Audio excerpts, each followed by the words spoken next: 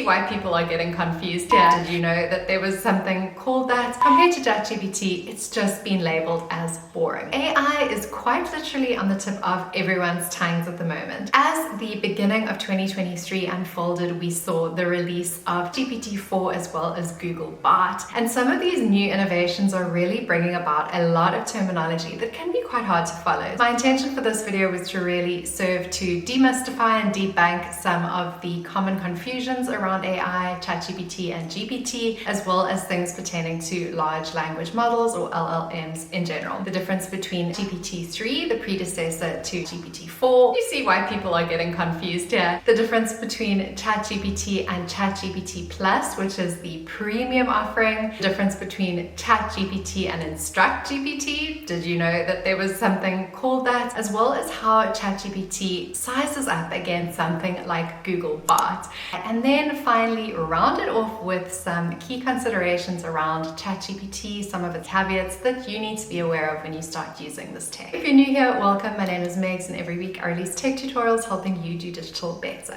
One of the absolute best articles that I found when doing the research for this video was a Zapier article around the differences between ChatGPT and GPT. So the journalist Alina Alston really goes on to describe the fact that referring to ChatGPT as GPT-3 or even GPT-4, the newer and more powerful version, is like calling a Dell computer an Intel, which is of course the processor that powers it. So while Dell of course relies on Intel, Intel can also power other computers too. GPT is what's known as the large language model, or the LLM, like I mentioned, and this is what's going to give AI apps the ability to generate the text, and it's one of the largest neural networks with hundreds of billions of parameters, versus the ChatGPT portion, which is the chatbot app powered by GPT. So the way in which I've been thinking about it, for better or worse, is kind of like front end versus back end. It's like front end is that front facing interface that you as the user are leveraging, but then in the back end there's of course extreme computing power in the GPT technology, which is what's basically powering that technology and that intellect, artificial as it may be.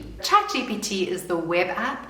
It's designed specifically for dialogue and is relying on GPT to produce text, like explaining code or writing poems. GPT, on the other hand, is a language model. It's not an app. There's actually an open AI playground that allows you to play around with GPT. AI applications can run on GPT-3 or GPT-4. So yes, it's the brain behind ChatGPT, but it's the brain behind other tools like Jasper, Writesonic, or Bing's new AI-powered search features. Even though GPT is a language model and ChatGPT is a chatbot, they each have their own open APIs, which is what's going to be allowing other apps to connect to them. So if, for example, you look at something like Zapier, it's going to use those APIs in order to automate workflows using these APIs and various plugins. For example, you can get the AI to write a business email from scratch and then automatically save it as a Gmail draft, or you could score leads based on the willingness of that person to commit and then notify your sales team accordingly. Next, let's chat about the difference between ChatGPT and ChatGPT Plus. So ChatGPT by default is of course throttled by the number of people that are using it at any given time. So you'll even notice, for example, when the Americas are online, the processing power slows right down, versus if you use it, I don't know, in Perth time where I am currently, or South Africa where I'm based, you are much more likely to get a speedy response. Versus if you pay the $20 a month to access ChatGPT Plus, you're going to get enhanced processing power and you're going to actually be unlocking GPT-4 technology. So that is really the benefit that this premium offering is giving you. One of the major key differences between GPT-3 and GPT-4 is the fact that GPT-4 can interpret images. So for example, you could ask it to describe what is happening in an image. It would also be really helpful if someone was vision impaired. You're actually going to be able to describe the pattern of a piece of clothing and explain how to use something like a piece of gym equipment or reading out a map. So super nifty ways in which you can apply this. ChatGPT can process about 25,000 words at once, which is 8 times more than what ChatGPT-3 could handle. This is going to make it super handy in processing larger documents, which you may find yourself using it for in the professional environment. It's also far less likely to respond to controversial prompts, which we love. Definitely some more guardrails at play than its predecessor. Next, let's discuss what a large language model or LLM actually is. An LLM is a generative mathematical model of statistic distribution of tokens in what they call the vast public corpus of human-generated text. So if, for example, we ask an LLM, the first person to walk on the moon was, we're asking the model, given the statistical distribution of words in the vast public corpus of English text, what words are most likely to follow the sequence the first person to walk on the moon was? A good reply to this question is, of course, Neil Armstrong. All of the videos that I watched about Google Bart, including interviews with Google's employees, points to the fact that Bart is an experiment. So they want it by design to be a little bit boring because they wanted to have more of the guardrails than what ChatGPT previously had. ChatGPT, for example, doesn't have nearly as many contextual cues to point to the fact that things are bound to go horribly wrong in certain instances. I would definitely also recommend watching an interview by the Wall Street Journal with Sissy Chow, who is the VP at Google for this particular product.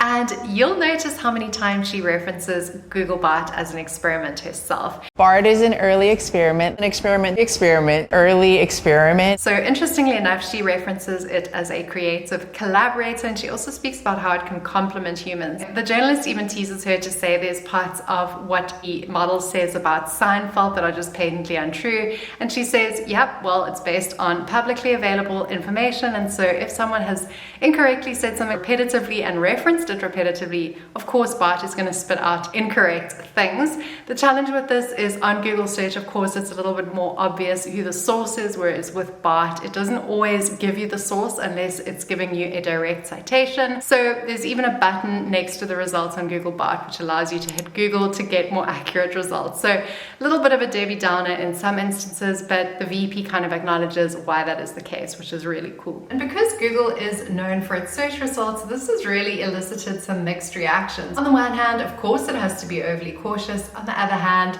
compared to ChatGPT, it's just been labeled as boring. ChatGPT has a lot of guardrails built in, granted maybe not as many as Google Bart, but certainly you'll notice the difference between using something like ChatGPT versus GPT Playground. You're going to get differences in results. So for example, you can ask ChatGPT who King Renoir is. This is a totally made up person. It's going to say it doesn't know and it's going to avoid answering the question. But if you use OpenAI's GPT Playground, which does not have those same guardrails, it's going to tell you that King Renoir was a French king who reigned between 1515 and 1544. So as you can see, it's bending over backwards to give you an answer it thinks you want to hear, but that is factually incorrect. And while it's less common for Bart and ChatGPT to make these mistakes, of course, it still happens. Love it or hate it, GPT and AI technology are of course here to stay, so it is worthwhile getting to grips with this terminology, and I hope that this video could help.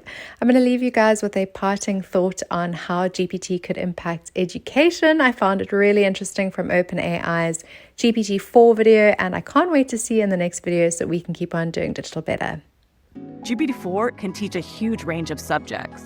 Imagine giving a 5th grader a personal math tutor with unlimited time and patience. It's a great tool to bring learning to everyone in a way that is personalized to their skill level.